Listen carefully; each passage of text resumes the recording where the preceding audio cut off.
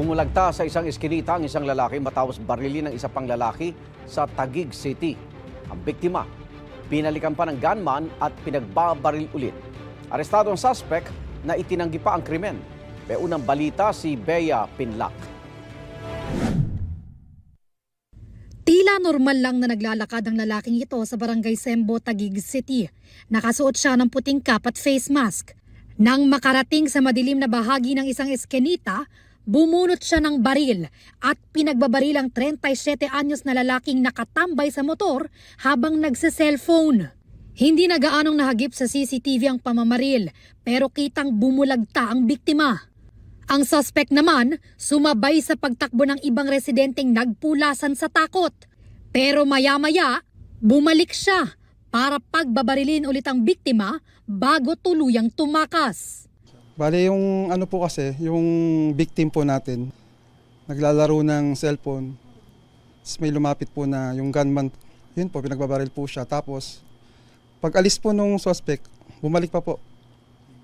Tinuloy pinagbabaril na ulit. Bali nakuha po kasi 5 basyo. Opo, pero marami pong tama eh. Puro katawan po ang tama eh. Sa likuran. Sa likod, sa ano. Ang 41 anyos na suspect sa pamamaril, naaresto ng pulisya sa Barangay Pitugo kahapon. Nakumpiska rin umano sa kanyang 3 sachet ng shabu na may halagang mahigit 8,000 piso. Ayon sa pulisya, onsehan sa droga ang isa sa mga tinitingnang motibo.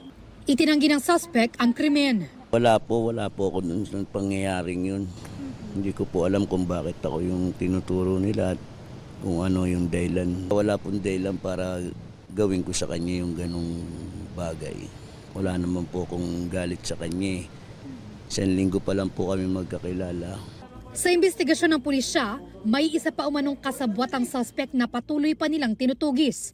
Reklamong murder at paglabag sa Comprehensive Dangerous Drugs Act ang kakaharapin ng suspect na nasa kustodiya na ng Taguig City Police. Ito ang unang balita. Bea Pinlac para sa GMA Integrated News. Igan, mauna ka sa mga balita, mag-subscribe na sa GMA Integrated News sa YouTube para sa iba't ibang ulat sa ating bansa.